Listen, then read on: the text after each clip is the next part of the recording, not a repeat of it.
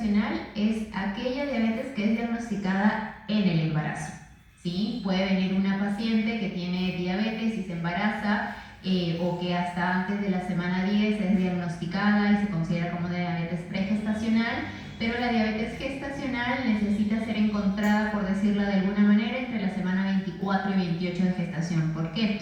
Porque fisiología propia del embarazo, el embarazo en realidad es un ambiente diabetogénico, porque por hormonas placentarias, hormona de crecimiento, que son contrarreguladoras de la insulina, en un medio interno adecuado, por así decirlo, se genera diabetes gestacional. Y esto se genera por sobre todo una intolerancia, ¿no? Como les decía, de una alteración de la glucosa, que hay una falla en la compensación pancreática producida por una insulinoresistencia que tiene que ver sobre todo con obesidad, ¿no? Y lamentablemente pues las cifras de obesidad cada vez están aumentando y por lo tanto las cifras de diabetes gestacional también. ¿Cómo estamos a nivel de epidemiología? Pues lamentablemente en el Perú solo hay un estudio muy grande de la doctora Larrabiur en el Hospital de la Maternidad de Lima, que necesitábamos saber cómo estamos en diabetes gestacional, y tenemos en ese entonces fue un estudio del 2003 al 2014 y la prevalencia fue de un 16%, ¿sí? O sea, casi prácticamente 2 de cada 10 mujeres. En el 2014, que por ahí las tasas de obesidad eran un poquito menores a las que tenemos ahora, ya estábamos encontrando diabetes gestacional. Pero, por decirlo de alguna manera, las hispanas nos sacamos la tinta para tener diabetes gestacional. Es uno de los factores de riesgo para diabetes gestacional. Y también se está encontrando pues que cada vez hay mujeres que deciden tener embarazos mayores de 30 años. Lamentablemente también eso es un factor de riesgo para diabetes gestacional, o por ahí haber tenido muertes fetales en embarazos previos, ser obesa, o por ahí tengan historia médica de diabetes gestacional, previa. Y aquí yo, ahora que ya veo diabetes, a mí me queda una incógnita. Yo hice mi internado comunitario en Recuay y ahí había mucho parto, y yo me acuerdo que también había mucha muerte fetal. Entonces ya después ahora me pongo a pensar si esa muerte fetal puede haber sido por una diabetes gestacional no conocida ni reconocida. Entonces por ahí los que están haciendo internado en zona rural, es muy fácil diagnosticar la diabetes gestacional y podríamos encontrar en el inicio una asociación. No hay, lamentablemente, en diabetes gestacional en Perú como investigación estamos recién en pininos. Entonces todos los que quieran investigar podemos hacer diabetes gestacional y es muy fácil de hacerlo, la verdad. Bueno, entonces también la preeclampsia es un factor de riesgo para diabetes gestacional. Sabemos que en el Perú las tasas de hipertensión son muy altas, ¿no? Y puede ir rondando.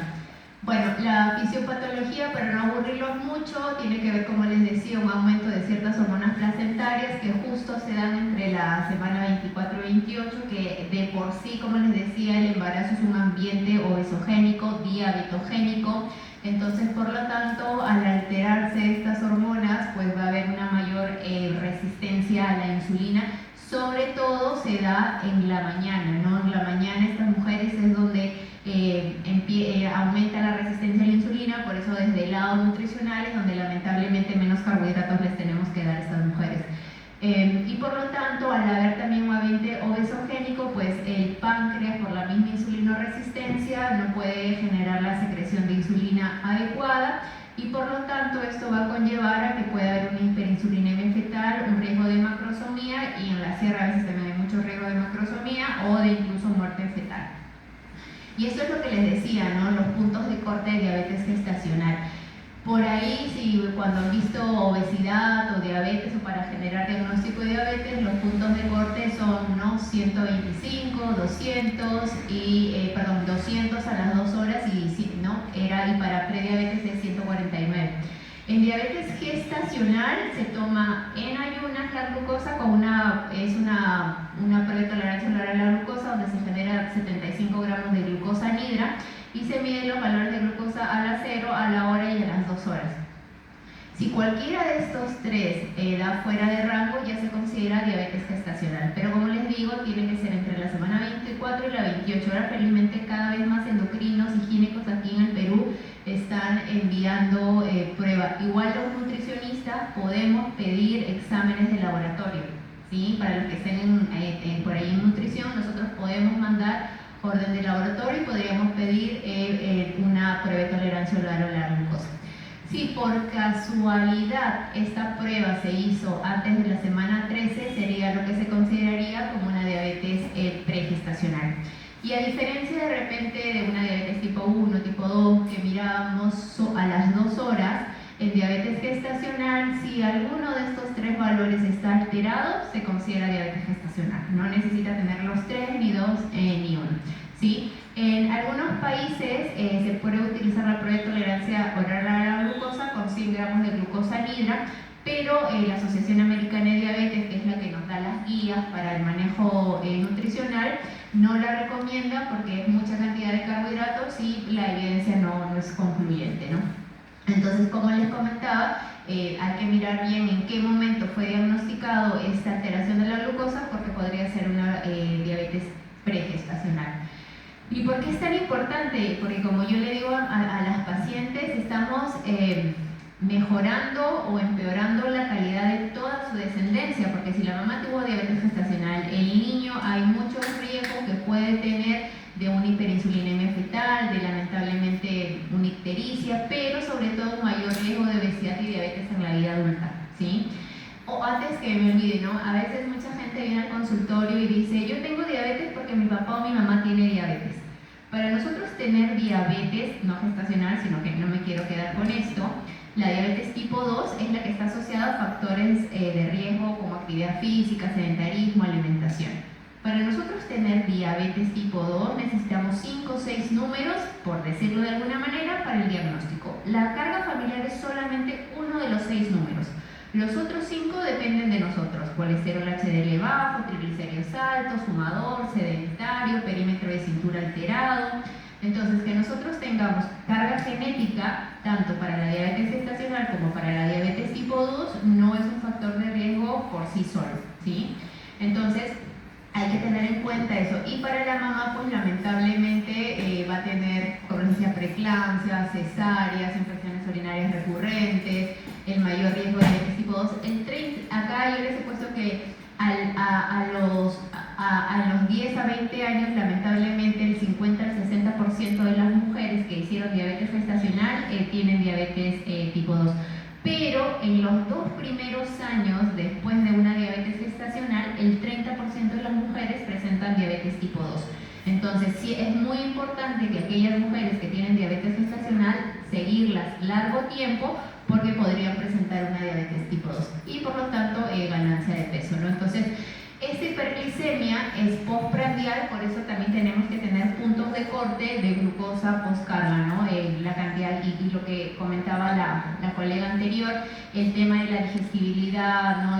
Justamente vi que presentó evidencia sobre carga glicémica, de forma de los carbohidratos, eso impacta también positivamente. ¿Por qué? Porque nosotros lo que tenemos que cuidar es la glicemia postprandial. Justo yo había preparado la presentación la semana anterior, pero esto está reciencito. Esto OMS lo acaba de lanzar el jueves pasado, que son las recomendaciones para las mujeres con diabetes durante el embarazo. No solamente, y todas diabetes, tenemos 3 tipos de diabetes: diabetes tipo 1, tipo 2 y gestacional. La tipo 2 es factores de riesgo de actividad física, alimentación. La tipo 1 son los insulinos requirientes desde el diagnóstico, y la gestacional. Y esta aquí, bueno, les dejo el link, pero la semana pasada son 27 recomendaciones que nos da OMS también de cómo cuidar a las mujeres con diabetes gestacional. Y lo que nos dice que, bueno, que los nutricionistas somos protagonistas. ¿Por qué? Porque nosotros, ayudándolos con dieta individualizada, mejora de actividad física y mejora del manejo nutricional, vamos a mejorarle la calidad de vida a estas personas. El 80% de las mujeres con diabetes gestacional no necesitan insulina. Entonces, es trabajo del nutricionista en equipo con el médico y con la paciente lograr que esa paciente tenga un buen embarazo y que tenga una buena calidad de vida, tanto él como para su feto. El monitoreo continuo de glucosa o el monitoreo de glucosa se refiere a medir glucometría, a medir glucosa. Probablemente ustedes hayan visto los glucómetros, ¿no? Que es la tirita que activa, que lo ponen en un aparatito y se mide glucometría. Tenemos también unos nuevos formas de medir que son los CGM, que son los monitores continuos de glucosa. Por ahí han visto de repente en Alkin Lima, son como unos botoncitos que se ponen en los bracitos y uno mide glucometría y ya no tiene que pincharse el dedo. Entonces, esos CGMs nos ayudan porque ya el paciente no se tiene que pinchar, nos indica en el valor actual de glucosa y nos da tendencias del día, ¿no? Porque cuando uno se mide con glucometría capilar, como decimos, es una foto del momento. En cambio, el sensor nos mide 24 horas por 14 días y podemos conocer los valores de glucosa y ver tendencias. Ahora les voy a contar un poquito de eso. Y por lo tanto, justamente como vemos tendencias, nos permite individualizar la meta de cada paciente, ¿no? Porque cada paciente, nosotros en diabetes no buscamos que un paciente siempre tenga el 100, sino buscamos que el paciente esté en rango. ¿Qué significa eso? Que esté desde 70 hasta 180. Los valores de glucosa cuando se mide, pero como vimos que en diabetes gestacional tenemos que ajustar un poquito más porque depende la vida del niño también. Los puntos de corte donde tenemos que cuidar al paciente es entre 63 y 140. También tenemos el tratamiento farmacológico. Si bien OMS dice que metformina podría ser utilizado, Asociación Americana de Diabetes y el grupo de diabetes europeo sugiere que la insulina tiene que ser el tratamiento de primera línea después de la alimentación. Entonces, bueno, aquí igual les dejé lo que dice OMS, ahora les voy a contar lo que dice ADA y tratar de cuidar, como les decía, el seguimiento materno-fetal, las ecografías y luego después de las 24 semanas, pues tratar de generar un poquito más de adherencia. También por ahí ustedes pueden saber que hay otra forma de diagnosticar diabetes que es la hemoglobina glicosilada, ¿no? La hemoglobina glicosilada es el promedio de las glucosas en los últimos 3 meses. ¿Por qué diabetes gestacional no? Porque como se dan cuenta, si para prueba de tolerancia son puntos de cortes diferentes, probablemente para la hemoglobina glicosilada, para una diabetes gestacional van a ser de puntos de cortes diferentes y todavía no hay consenso. Y además recuerden eso, en países como el nosotros, que las gestantes tienen mucha anemia y la hemoglobina glicosilada es la glucosa plegada a la hemoglobina, esos datos pueden ser no muy reales. Y bueno, también cuidar el tema de la retinopatía y de la nefropatía. Entonces aquí les dejé como lo que no dice OMS en diabetes gestacional. Ellos no hablan de los monitores continuos de glucosa por un tema de factibilidad y de costo.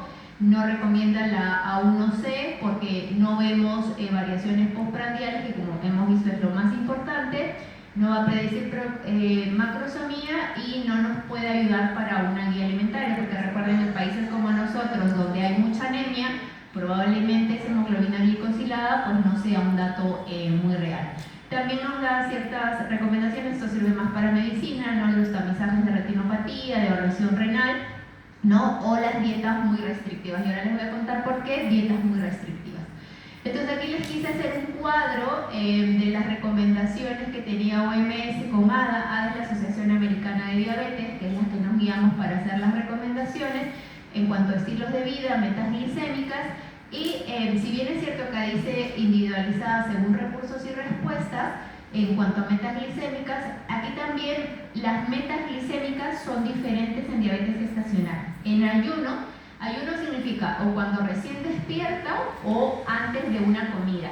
No debería ser más de 95, de repente diferente a diabetes tipo 1, tipo 2, que 100.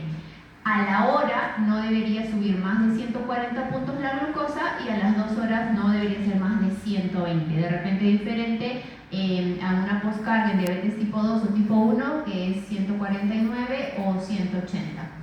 El monitoreo continuo, el SMBG, es la glucometría capilar.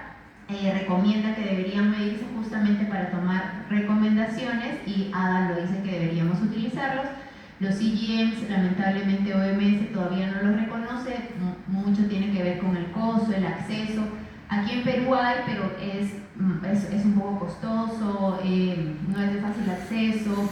En otros países, por ejemplo, los CGMs en diabetes tipo 1 y tipo 2 los da el Estado. también da mejores insulinas. Aquí lamentablemente no las da el Estado, ojalá que en algún momento los pueda dar, pero está mejorando mucho la calidad de vida de las personas. En farmacoterapia, como decía, si la actividad física y alimentación no genera metas, o sea, no genera valores menos de 140 o menos de 120 de glucosa, se puede utilizar metformina o insulina, igual en diabetes. Y bueno, en lo que por ahí nos concierne más a nutrición son la dieta, que tiene que ver con la calidad, la distribución y la moderación de los carbohidratos. Y lo que estamos trabajando cada vez más en enfermedades crónicas, tratamos de hacer un poco el enfoque flexible, ¿no? El de no ser restrictivos, tratar de incentivar ahora el consumo de todos los alimentos, ¿no? Tomando en cuenta como recomendaciones, como dio la colega anterior, alimentos de carga glicémica baja, individualizar a la persona, ¿no? Hay muchos estudios muy interesantes de dieta vegetariana en diabetes con muy buenos resultados también, ¿no? Entonces, como les decía, los objetivos glicémicos significa ya postprandiales, o sea, cuando la persona come, debería ser en ayunas 95, a la hora 140 y a la hora 120. ¿Por qué esto es importante? Porque si a la mujer se le diagnostica con diabetes gestacional, los primeros 7 días se le pide reporte de glucometrías, sea capilar o sea por CGM, y se les pide valores de las 3 comidas importantes del día. Durante 7 días se piden los valores. Si el 70% o el 80% de esos valores están dentro de rango, sigue con alimentación sana y actividad física. Pero si el 20%, ahí es mucho, depende, les soy bien honesta, del endocrino. A veces algunos son más flexibles y dicen, no, bueno, si ya está el 30%, si está el 20% hay que pensar insulina, otros por ahí el 30%. Pero si el 20% genera fuera de rango, se empieza con insulinización, porque estamos teniendo a mano la vida de la mamá, pero también la vida del feto, ¿sí? Yo cuando mi tesis en diabetes, en doctorado, fue diabetes gestacional, y de mi muestra, lamentablemente yo tuve una muerte fetal de una de mis pacientes que yo estaba siguiendo, imagínense, siguiendo controlada. Entonces es muy importante ser muy exhaustivos en el control de la glucosita.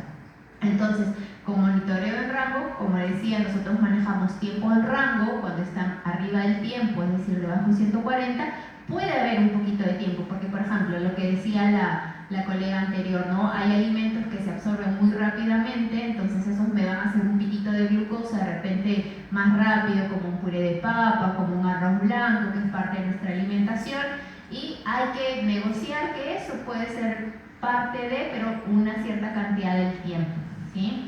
Entonces, si en diabetes gestacional de repente sí estamos utilizando como el tiempo en rango, o sea que la paciente esté de 24 horas al menos 17 horas del día, estando entre 63 y 140, que pueda tener hipoglicemia, que es debajo de 63, no considerada hipoglicemia como en diabetes tipo 1 y tipo 2, que es debajo de 70, y tiempo por encima, por fuera de rango, sería debajo de 140. Entonces, sí es importante que la paciente evalúe sus valores de glucosa, porque esto es, por ejemplo, aquí yo les traje una paciente que es como yo veo, en la línea azul más gruesa es el promedio de los 14 días que utilizó el monitor continuo de glucosa, y de ahí, si se ven ciertos colores más claros o más oscuros, la cantidad de tiempo que estuvo la paciente en esos valores. Y si se dan cuenta, bueno, por ahí en la mañanita hay una mayor resistencia, ven que el pico de glucosa es un poquito más alto por la misma insulinoresistencia. Entonces ahí es donde podemos utilizar alimentos con carga glicémica más baja, ingresar proteína, ingresar más fibra, ¿no? Que a lo largo del día. Entonces esto es un reporte de un CGM, que es un monitor continuo de glucosa, y es lo que nos permite a los nutricionistas, porque somos los encargados de la alimentación, tomar decisiones sobre la alimentación de los pacientes. Entonces, a nosotros como nutricionistas nos va a ayudar para ver el tema de los carbohidratos, como les decía, en qué momento genera picos, en qué alimentos generarle, optimizar esos alimentos también, pero también sabemos pues que muchos pacientes siguen moda, y ahorita que está tanto de moda el ayuno intermitente, las dietas keto, todo ese tipo de alimentación nos permite saber cómo es el comportamiento de la glucosa. Entonces, esta es una paciente sin insulina, esta es una paciente con diabetes gestacional en solamente alimentación y actividad física, y si vemos su línea es plana, es como de repente una de nosotros, porque mucho tiene que ver cómo se alimenta y también cómo come. Entonces, Esto es más o menos el checklist que se hace con los endocrinólogos. Esto es un trabajo muy articulado entre médico y nutricionista, porque nosotros somos los que le vamos a decir al doctor, mire, ¿sabe qué? La paciente no está respondiendo bien a la glucosa. Entonces es como un checklist que vamos haciendo. Lo primero son cambios de estilo de vida, ¿no? Que es alimentación, son 5 a 6 tiempos de comida, carbohidratos, lo mínimo es 30%, con carga glicémica baja. El músculo es captador de glucosa, entonces también si por ejemplo yo sé que el arroz tan rico, nosotros lo comemos calientito, como decía la colega, le digo, bueno, anda, camina, después comes ese arroz con pollo y el músculo va a empezar a captar la glucosa y no me va a hacer un piquito tan alto, ¿no? Por eso, por ahí deben también haber escuchado que las recomendaciones son caminar 10 a 15 minutos, sobre todo en personas con diabetes, por ser el músculo captador de glucosa, ¿no?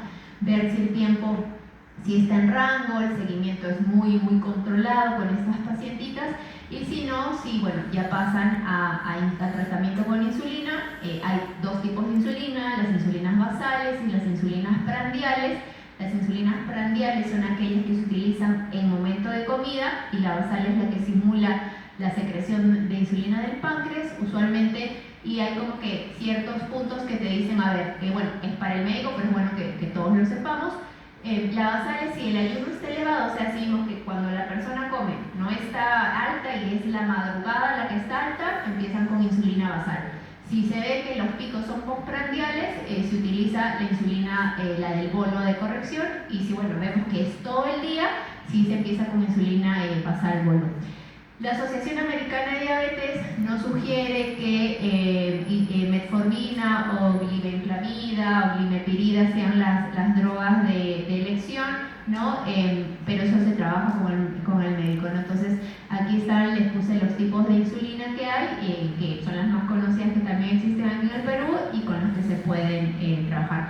Y el seguimiento en realidad es cada 2 o 3 días, o sea, es un trabajo demandante, pero al que le gusta la diabetes y a nosotros los nutricionistas y de repente a los chicos que ven alimentos, es interesantísimo ver cómo el trabajo de nosotros en una curva se va presentando. Entonces la paciente te va mandando fotos de lo que va comiendo, de sus valores de glucosa, y uno puede ir tomando así decisiones, y se toman decisiones prácticamente cada 2 o 3 días.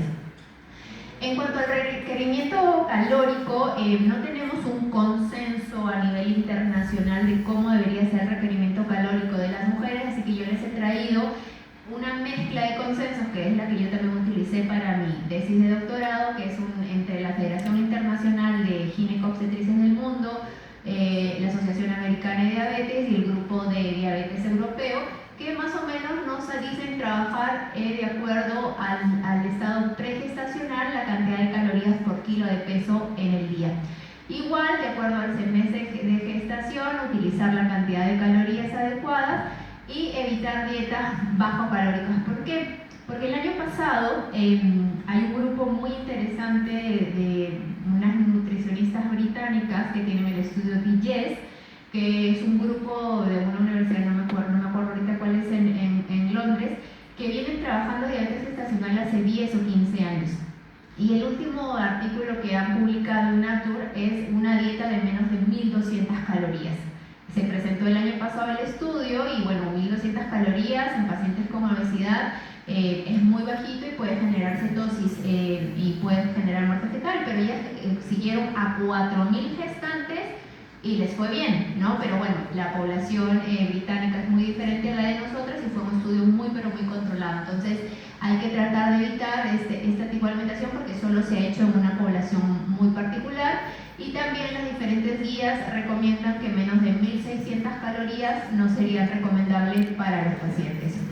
Pero igual tenemos que adecuarnos a la ganancia de peso del paciente, a la curva de crecimiento del feto y a los valores de glucosa también.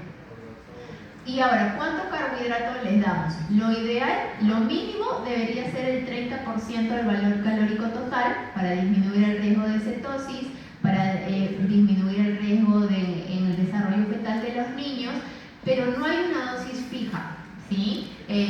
Incluso, por ejemplo, yo ahora les voy a mostrar, mi estudio fue comparar 40 versus 60% del valor calórico total, que por ahí a una población adulta le podríamos dar, pero se recomienda hasta el 50.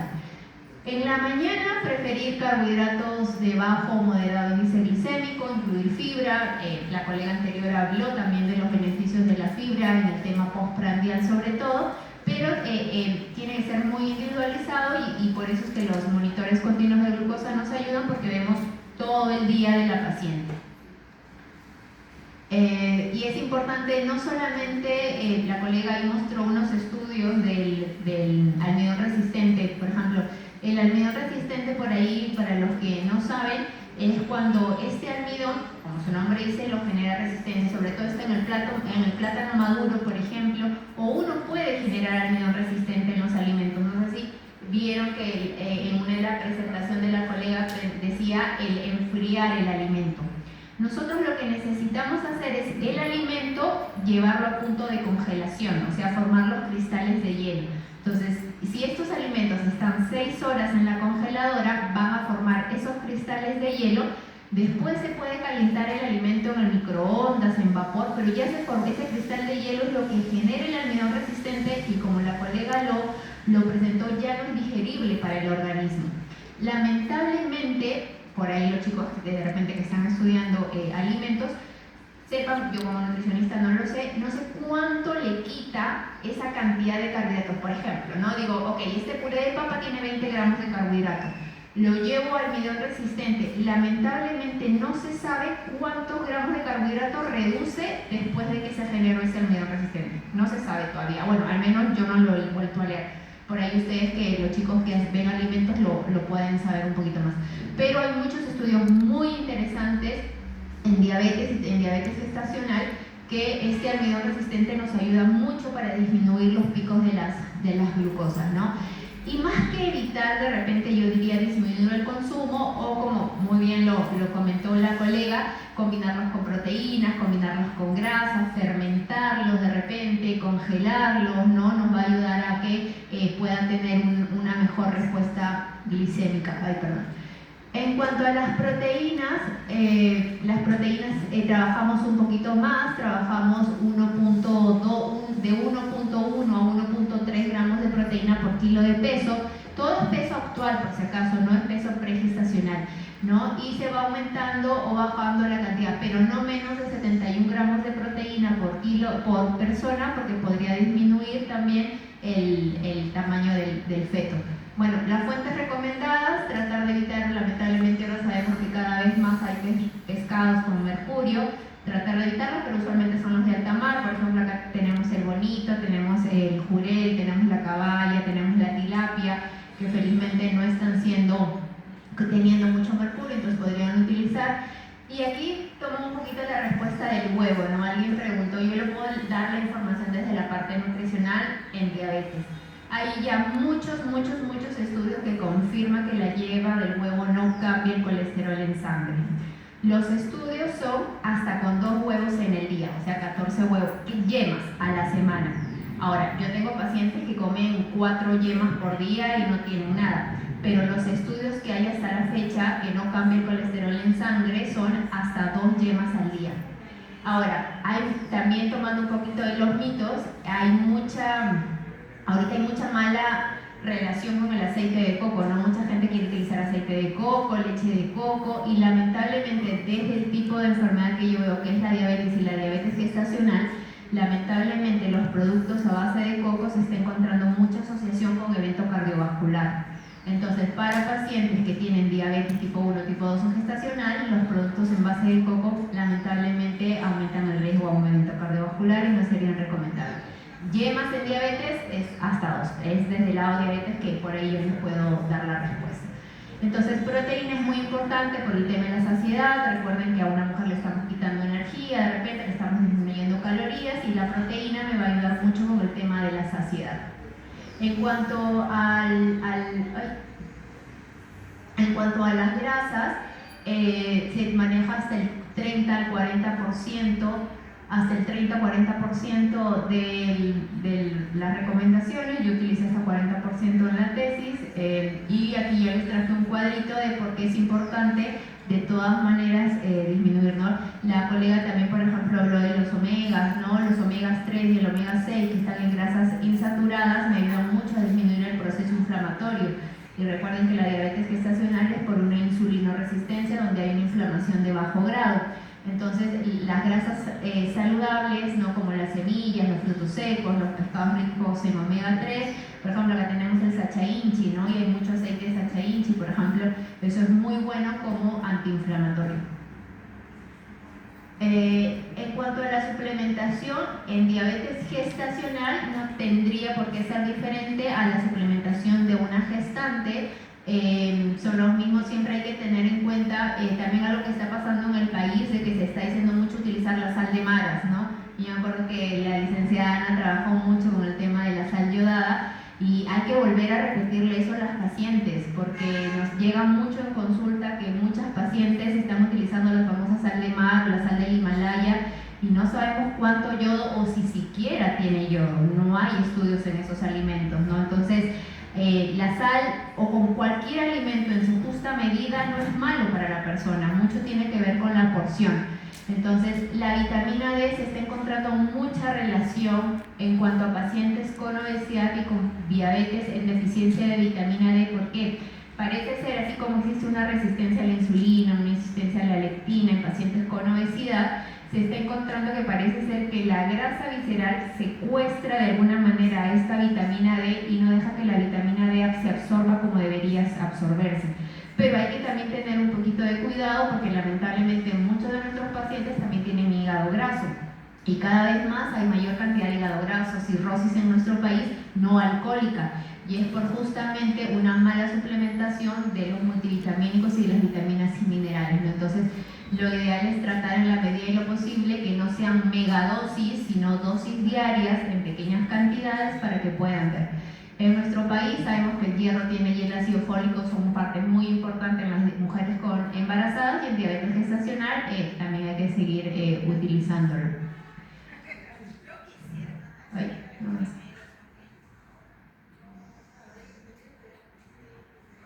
No, perdón. Ahí está. Bueno, yo les decía que en la mañana hay una mayor carga de resistencia a la insulina y por lo tanto en el desayuno es donde, si nos damos cuenta, es la mayor carga de carbohidratos que deberíamos darle versus a un almuerzo o versus a una cena, ¿no? Esta es una dieta en base a 250 o 200 gramos de carbohidratos, entonces justamente en la mañana es donde deberíamos darle menor cantidad de carbohidratos y de todas maneras que sean carbohidratos de baja carga glicémica, acompañarlos de proteína y de mucha fibra.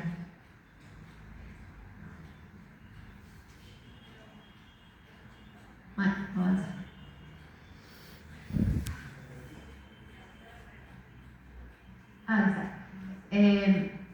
Ok, la restricción calórica. Este es el estudio que les comentaba, que es el del estudio DIGEST, que fue una dieta donde comparó 1200 calorías versus una dieta estándar de 2000 calorías en diferentes mujeres del mundo, para ver, en diferentes centros en Inglaterra, para ver cómo funcionaba, ¿no? Ambas tuvieron 40% de carbohidratos, 35% de grasa y 25% de proteínas, y en ellas los resultados, no, las que de los niños de madres de menos de 1200 calorías, no perdieron peso, no tuvieron menor riesgo. No sé, por ahí si ustedes han tratado, o por ahí alguna es embarazada, cuando ya está en el tercer trimestre, muchas veces no quiere comer porque se siente llena, la panza aprieta. Entonces dietas de 2000, 2200, 2500 calorías, incluso las mujeres no pueden seguirlas porque es mucha comida, ¿no? Reportan que es mucha comida, entonces esta dieta generó mucha, muy buena adherencia a que eran pequeñas cantidades, pero como les digo, fue un estudio muy controlado, fueron 4000 mujeres que se hicieron y que todavía es solo un primer estudio, ¿no? Hasta ahora este es el estudio que yo hice, ahora les comento. Este estudio, al ser muy controlado, todavía no podría ser una recomendación. Este es un estudio donde yo comparé una dieta de 40 versus 60% de carbohidratos y medí glucometrías y medí también con monitores continuos de glucosa en 8 pacientes cómo se comportaban las glucosas, porque los estudios decían, ¿no? O la evidencia me decía, puedes darle hasta 60% de carbohidratos, pero a ver, 60% de carbohidratos eran casi 300 gramos de carbohidrato darle a una gestante, que es bastante, y eso podría aumentarle de repente un mayor pico de glucosa. Bueno, para nuestra buena dicha, en estas mujeres que estuvieron muy bien controladas, fueron 8 mujeres que estuvieron con el monitor continuo de glucosa, controlamos desayuno, nosotros iba al centro y le damos un desayuno en base a 40% de carbohidratos, otro desayuno en base a 60% de carbohidratos, y les medíamos glucometría en ayunas a la hora y a las 2 horas para ver el comportamiento de las glucosas, pero también les dábamos guías de qué hacer durante una semana, alimentación en base a 40% de carbohidratos y otra semana en base a 60% de carbohidratos, cuidando alimentos de baja carga glicémica, combinándolos con proteína. Fue una dieta de 2000 calorías las dos, 2050 para ser precisas, y para nuestra buena dicha, no tuvo que ver, felizmente, las personas que siguieron la dieta del 60% de carbohidratos tuvieron el mismo desenlace que las que tuvieron 40. Por ahí ustedes pueden ver una, que es la que se nos va hacia arriba y lamentablemente, bueno, al ser un estudio autofinanciado, por ahí hay algunas variables que no pudimos controlar, y esta fue una mujer que era su primer embarazo a los 50 años. Entonces no podíamos controlar y fue un embarazo in vitro. Entonces, como que, mira, justo fue la que se nos salía de todos los valores adecuados. Entonces, como que por ahí es un poquito, no pudimos controlar a esa paciente como nos hubiera gustado, pero bueno, por ahí que tuvo algo que ver eso de ahí. Pero en población peruana fueron mujeres que se atendían en el Hospital San Bartolomé. Ahí trabajamos con el endocrino y todas ellas solamente con alimentación y actividad física. No necesitaron uso de insulina. Entonces aquí también tenemos que tener en cuenta la ganancia de peso de las mujeres en gestación, porque tienen que ganar peso, y aquí está la ganancia de peso semanal de acuerdo a la edad pregestacional, y como les decía, a partir de la semana 24, que es el diagnóstico, en realidad hasta que dan a luz hay que tener un tratamiento muy intensificado con ellas, ¿no? Hay que como que seguirlas todas las semanas. Ahí está, y bueno, más o menos aquí es como nosotros generamos el alimento a las gestantes, la cantidad de carbohidratos que por ahí le damos durante los siguientes momentos del día. En ellas hay que tratar de evitar el ayuno prolongado, entonces cada 4 horas le podríamos dar, y por ejemplo, 30 gramos de carbohidrato es una porción de fruta y un pan francés, entonces no es algo mucho que se pueda dar, y la paciente lo agradece porque en esa semana es poca comida para ella. 45 gramos de carbohidrato es una taza de arroz, por ejemplo, una taza de arroz y media taza de lentejas, entonces tampoco no es mucha comida la que le podíamos dar, y le dábamos pequeñas colaciones, de repente poscena o a media mañana o a media tarde, que era una fruta, un vaso de yogur descremado. Entonces no eran alimentos tampoco que no los pudieran conseguir, y alimentos que eran de bajita carga glicémica también, y las ayudaba a ellas a sentirse saciadas. Entonces, como les decía, es importante incluir proteína, incluir fibra, incluir grasas saludables, y tiene que ser flexible, personalizado, porque lamentablemente hay muchos colegas incluso que no puedes comer arroz, no puedes comer plátano, no puedes comer mango, ¿no? Y yo siempre digo, ¿y te permiten comer manzanas? Sí. ¿Te permiten comer fresas? Sí. Y fruta es fruta. Pero mucho tiene que ver con qué lo combino. Si yo combino con proteína, evito el pico de glucosas, la cantidad, ¿no? Por ahí los que hemos hecho intercambios de alimentos, sabemos que 80 gramos de plátano es lo mismo que una taza de papaya, y que la carga glicémica de los alimentos tiene que ver con la porción que yo como, no con el alimento per se. Entonces, tenemos que tratar de los nutris de ser un poquito más flexibles, y por eso felizmente ahora tenemos todas estas herramientas como los CGMs que nos permiten ver el comportamiento de los alimentos, y siempre tratar de personalizar, ¿no? Yo estoy en contra de dar una hoja tachada, y sino siempre tratar de personalizar a nuestros alimentos. Entonces, el modelo del plato en diabetes gestacional es como un plato saludable también, donde el 50% son las verduras, proteínas y carbohidratos, y un poco incluirá la grasa. Y algo que a mí me pasó muy interesante cuando yo empecé a ver diabetes es que a los peruanos nos gusta mucho la palta, pero recuerden que la palta es una fruta, y 100 gramos de palta me da 5 gramos de carbohidrato. Entonces, a la palta yo siempre la pongo como que en el grupo de los carbohidratos, porque hay que contarla, ¿sí? Sobre todo en diabetes gestacional, que sí es grasa saludable, pero hay que contarla porque hay que cuidar mucho, como hemos visto, el tema de los carbohidratos. Y aquí lamentablemente voy a tener un conflicto con la colega anterior: jugos, extractos, no, ni productos deslactosados para diabetes, ¿ok? Porque es lo que yo trabajo.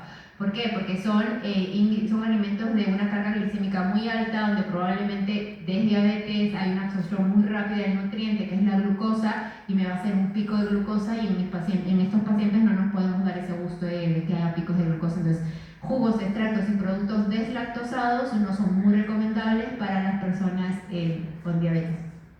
La actividad física tiene que ser parte de la vida, que es actividad física. A veces mucho dice, si bien es cierto ir al gimnasio, pero caminar, o sea, podemos caminar, podemos hacer 150 minutos de caminata durante una semana. Lo mínimo es que sean intervalos de mínimo 10 minutos. Como yo le digo a la paciente, si hoy día puedes hacer 10 minutos, te quedan 140 hasta el domingo. Tú ves cuánto haces, pero sí, mínimo 10 tienes que hacer. Entonces ya le vamos generando más adherencia. Y como les decía, en alimentos de repente con menos picos de glucosa, perdón, con más pico de glucosa, que caminen esos 10 o 15 minutos después del alimento.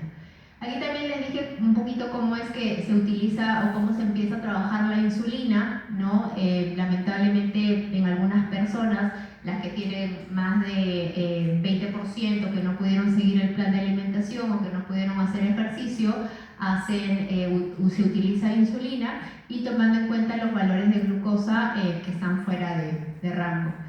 Estas son las insulinas que se utilizan, la insulina basal y la prandial. Lamentablemente en muchos hospitales del estado todavía se utiliza NPH regular, pero como vemos ahí tienen mucha variabilidad. ¿Qué significa que es mucha variabilidad? Es como una montaña rusa de sube y baja, y eso no, mientras hay mayor variabilidad en la glucosa, hay una menor, se puede controlar a esa glucosa. Entonces lo ideal es que sea, yo siempre digo, como un mar en calma. Más que como un mar en bravo, tendría que ser un mar en calma la diabetes, ¿no? Entonces, glargina 100, glargina 300 y detemir. La detemir es la que más se ha estudiado en diabetes gestacional, por eso es la que mayor seguridad tiene, es la primera línea de acción en diabetes gestacional, y las otras tienen que ver con la comida, ¿no? Si por ejemplo se empieza con insulina basal y sigue haciendo picos 1 hora o 2 horas después del almuerzo, se empieza a utilizar Lispro o Aspar, que son las mejores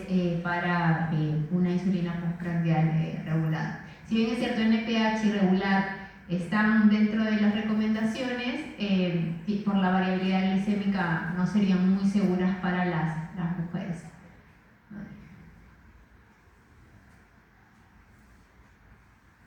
Y esto es cómo que se empieza a insulinizar, de acuerdo en qué momento en qué momento del día es donde se genera el pico de glucosa y cuánto es que se va utilizando insulina, ¿no?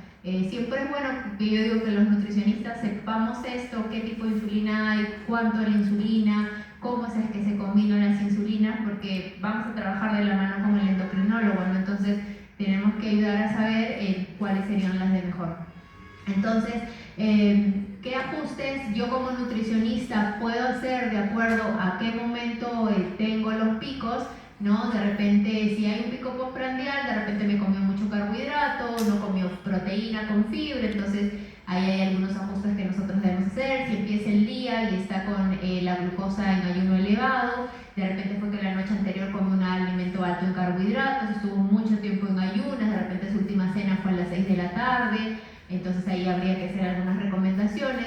Si la variabilidad es muy marcada, de repente come mucho carbohidrato sencillo, ¿no? De repente es muy amiga de los jugos, por ahí la leche es lactosada, le cae mal, ¿no? O cuando pasa mucho tiempo en hipoglicemia también, o cuando pasa mucho tiempo en hiperglicemia, podemos utilizar cierta cantidad de carbohidratos en el día a día. Y creo que ya para terminar...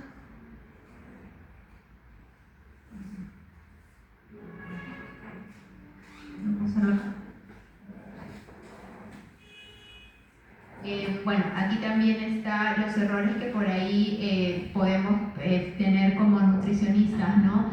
Que como les decía, a veces, o los mismos pacientes dicen, no, la nutricionista me dijo que no tengo que comer pan, no tengo que comer arroz, y obviamente están embarazadas, tienen que seguir todo al pie de la letra y no comen nada de arroz, no comen nada de pan, y eso les puede generar una cetosis también a los pacientes. pacientes, o justo les tocó ir el día al hospital y incluso acá fuera de la universidad, ¿qué vamos a encontrar? Jugos, piña picada, cosas muy dulces, ¿no? Y eso también nos juega en contra. O comen, por ejemplo, pan con camote, ¿no? Aquí en Perú que está en comercial. O toman por ahí una avena con mucho azúcar, ¿no? Una quinoa, ¿no? A veces pensamos que una quinoa fuera o que una avena fuera es saludable.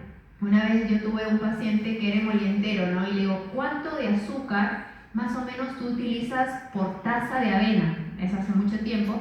Y más o menos sacamos la cuenta que él por taza utilizaba 3 cucharaditas de azúcar. Pero además le agregaba maicena para que sea más espesita, entonces la cantidad de carbohidratos era muy alta y hacía unas hiperglicemias bárbaras. Entonces a veces por eso también tomamos eso, nos sentimos la energía muy rápida, pero después nos queremos dormir por la misma marea alcalina propia de ese alimento alto en carbohidratos, ¿no? No dejar de comer, tratar de utilizar frutas más naturales o incluido con frutos secos también. Y aquí algunas recomendaciones de que, bueno, que deberíamos tener en cuenta cuando tengamos a nuestros pacientes, ¿no? Nosotros vemos que los nutricionistas trabajamos con el proceso de atención nutricional, que tenemos que tener en cuenta ciertas pautas para atender a nuestro paciente, y dentro de en el proceso nutricional, podríamos mirar en la parte de la intervención, la educación nutricional, mirar el tiempo de comida, si usa aquí es muy importante mirar las glucometrías, si está haciendo actividad física, y no quedarnos solamente con la dieta, sino también con la actividad física podemos dar ciertas recomendaciones de movimiento. Y este es un trabajo en equipo con los endocrinos. Entonces, bueno, desde el rol de nosotros como nutricionistas, como yo les comentaba, el 80% de estas mujeres van bien con alimentación, así que nosotros somos las protagonistas para que estas mujeres y sus hijos tengan un buen embarazo y unos buenos niños. El CGM es una herramienta muy poderosa porque nos permite ver todo el día y no solamente la foto de los momentos que medimos con glucometría. Y como venimos haciendo estas 2 diapositivas, la colega anterior y yo, como muy bien dijo, ¿no? El tema de la combinación de los alimentos, no solo para una dieta plant-based, sino también para una dieta en personas con diabetes, la combinación, el momento, cuánto y la calidad impactan mucho.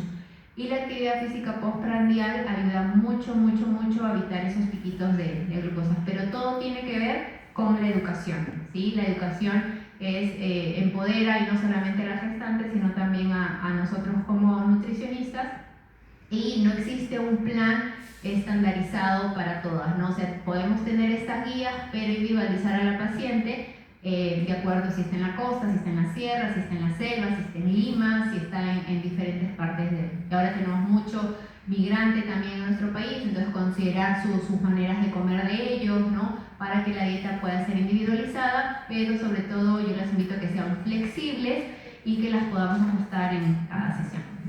Bueno, aquí les dejo mis datos de contacto, y como yo siempre digo, ¿no? Ayudar a los demás es bueno, pero que ellos puedan ayudarse a sí mismos es muchísimo mejor. Bueno, muchas gracias.